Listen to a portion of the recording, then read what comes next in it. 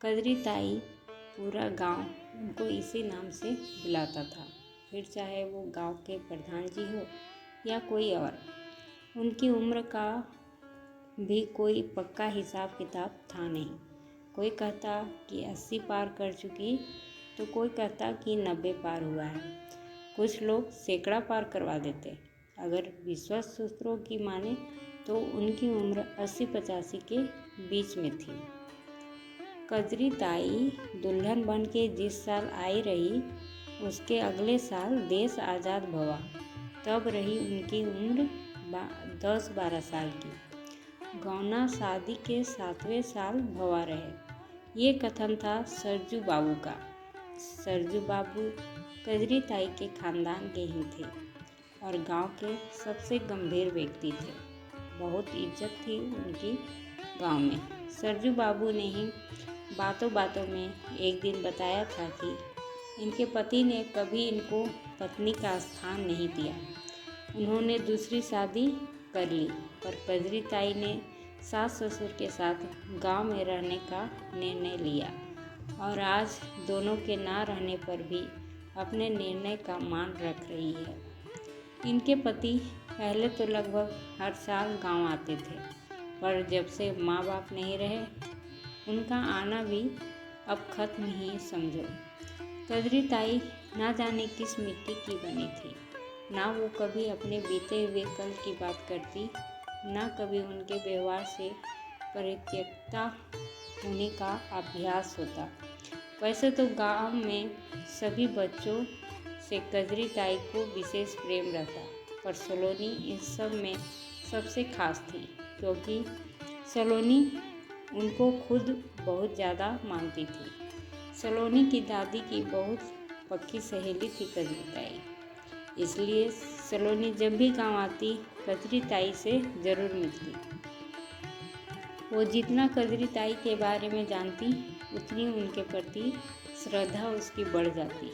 जैसे जैसे सलोनी एक कन्या से नारीत्व की तरफ बढ़ रही थी, उतनी ही उसकी समझ नारी मन की संवेदनाओं के प्रति भी बढ़ रही थी।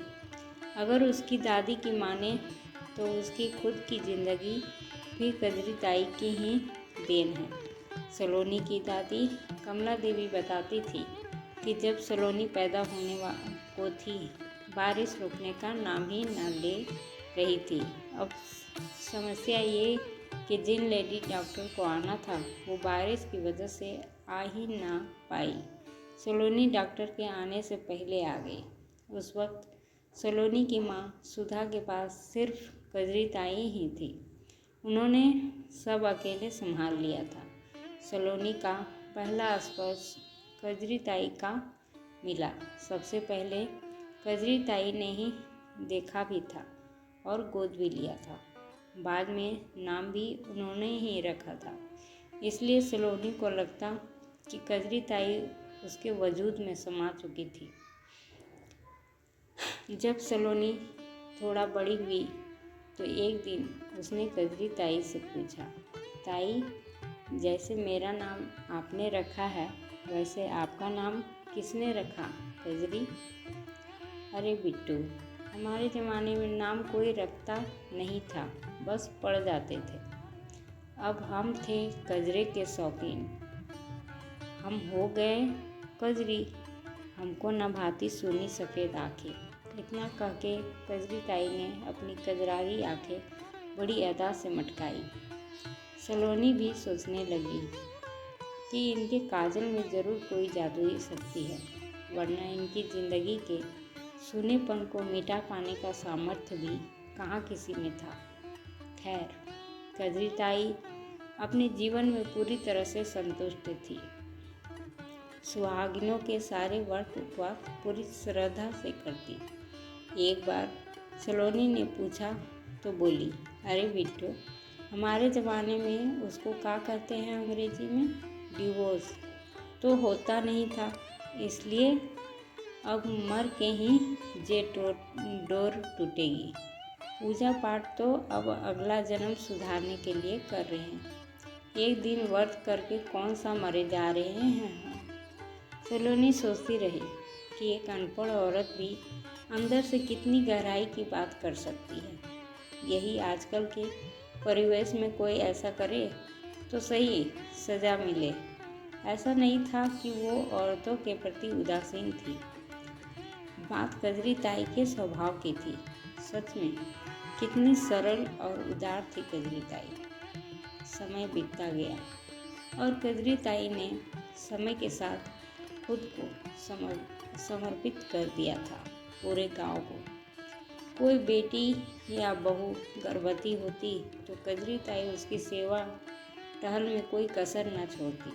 कभी उसकी मालिश करती तो कभी मेवे दूध में पका के खिलाती। होने वाले बच्चे के स्वागत की तैयारी में दिन रात एक करके छोटी छोटी पुतड़ियाँ सिलती।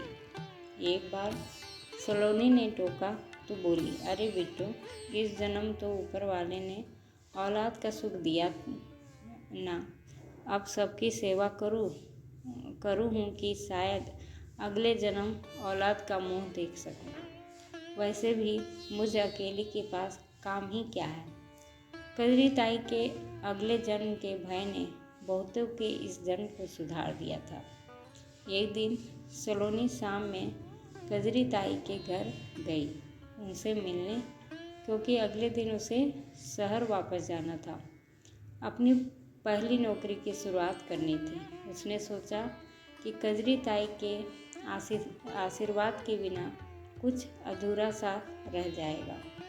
कजरी ताई अंदर के अंधेरे कमरे में कुछ कर रही थी। सलोनी की आवाज़ सुनकर बहुत खुश हुई। अरे बिट्टू, तू बैठ, बस मैं आई हाथ पोंछ के। सलोनी बाहर के कमरे में पड़े तख्त पर बैठ गई। तभी उसकी नज़र एक मलमल के छोटे से झोले पर पड़ी।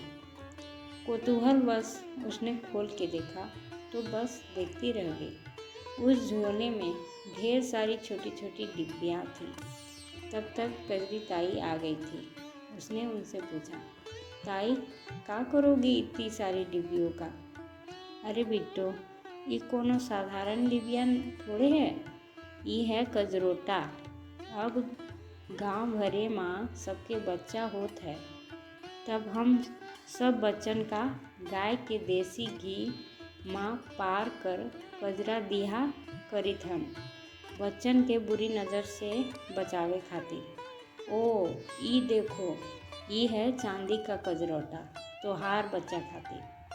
कजरी ताई अपने हाथ में एक खास डिब्बे को सलोनी को दिखाते हुए बोली। सलोनी लजा गई अपने बच्चे की बात सुनकर।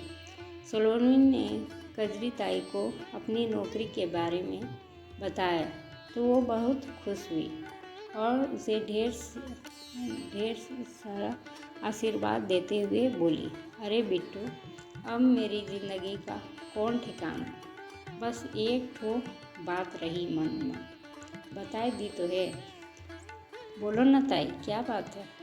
बस एक ही इच्छा रही मन में कि तोहार बियाह देख लेते और तोहरा एक ठो चंदवा सा बिटुआ देख लेते।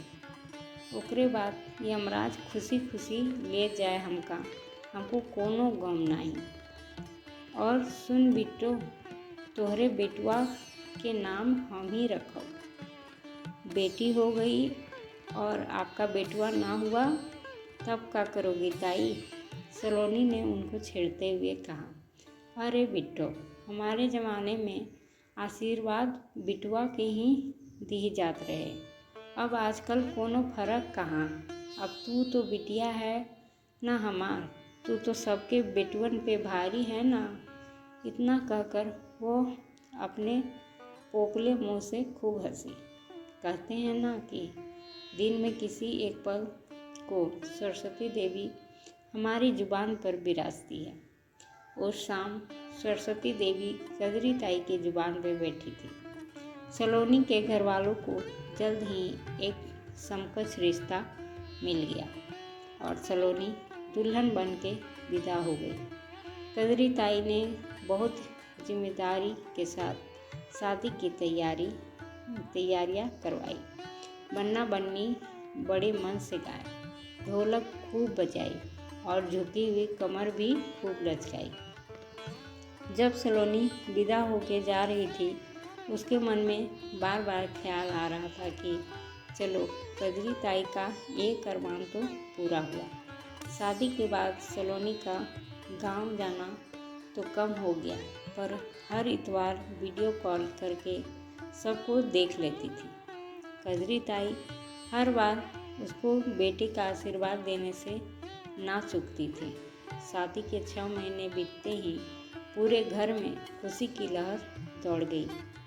नन्हे मेहमान के आने की खबर ही खुशी वाली थी। सलोनी का मायका उसकी ससुराल से 50-60 किमी ही दूर था। उसका मायका बस कहने को गांव था, नहीं तो किसी मामले में शहर से कम न था। सलोनी की माँ उसको अपने पास ले आई कि कुछ आराम कर लेगी उनकी लाडो।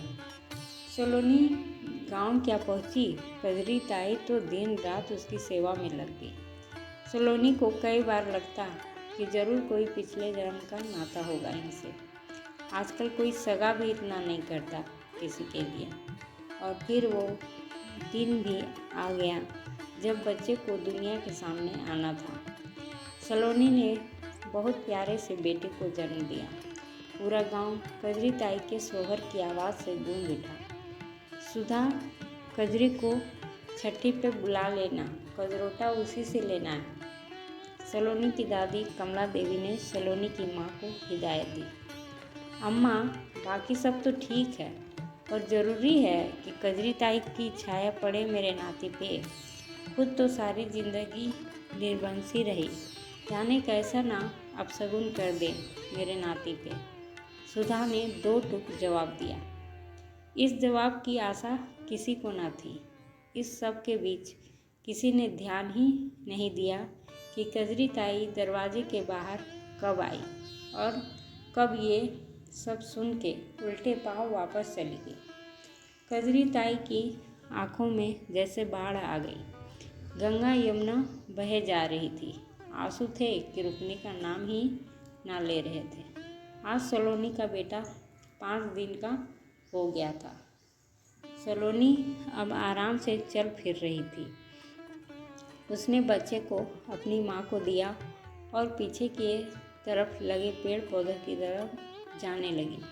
सुधा जी ने टोका तो बोली, जी घबरा रहा है, बस दूर नहीं जाऊंगी, खुली हवा में मन अच्छा हो जाएगा। सलोनी तेज कदमों से चल के 5-7 मिनट में कजरी ताई के दरवाजे पहुंची। कजरी ताई उसको देख के लिपट गई। अम्मा की बात का बुरा मान गई ताई। कैसे भूल गई कि अपने बिटुआ का नाम भी आपको रखना है और काजल भी आपके कजरोटे का ही लगाना है। जल्दी चलिए, मुझे देर हुई तो अम्मा परेशान हो जाएगी। अरे बिट्टू, तेरी अम्मा सही तो कहती है, मैं अभागन हूँ रे, ना पड़वा तू बिटवा पे मेरी परछाई। अपने आंसू पोंछते हुए ताई ने सलोनी को समझाया। ताई, जिस कजरोटे के काजल ने तुम्हारी जिंदगी के सुनेपन को तुम्हारी आंखों से मिटा दिया, उसमें तो सच में कोई शक्ति है ना। अपने बेटे के लिए मुझे ऐसी ही किसी शक्तिशाली जादुई कजरोटी का काजल चाहिए। रही बात तुम्हारे अभागन होने की, तो तुम्हारे हाथों ने ना जाने कितने बच्चों की ज़िंदगी लिख दी है। अब चलो जल्दी, सलोनी ने लगभग उनको घसीटते हुए कहा। कजरी ताई तो हमेशा से प्यार की भूखी थी, चल पड़ी उसके पीछे पीछे। अच्छा, एक बात बताओ ताई, ये तुम्हारे ज़माने में भी गुस्सा होने का रिवाज था? अम्मा की बात पे बिना मुझसे मिले तुम चली आई। अब मैं भी तुमसे गुस्सा हूँ, समझी? सलोनी ने झूठ मूठ का नाटक किया तो कजरी ताई बड़े बूझे मन से बोली, अरे बिट्टू, हमको लगा कि हमारी किसी को ज़रूरत ही नहीं है। हम चले तो आए, लेकिन बिटुआ खिलाने को मरे जा रहे थे कसम से। हाँ, तो अब चलो और जी भर के अपना बिटुआ खिलाओ ताई। कजरी ताई ने अपनी मुट्ठी में पकड़ा हुआ चांदी का कजरोटा और मजबूती से जकड़ लिया। शायद कजरोटे को भी किसी बुरी नज़र से बचाना था। दोस्तों, आपको ये कहानी कैसी लगी? अगर अच्छी लगी हो तो लाइक और सब्सक्राइब करें। धन्यवाद।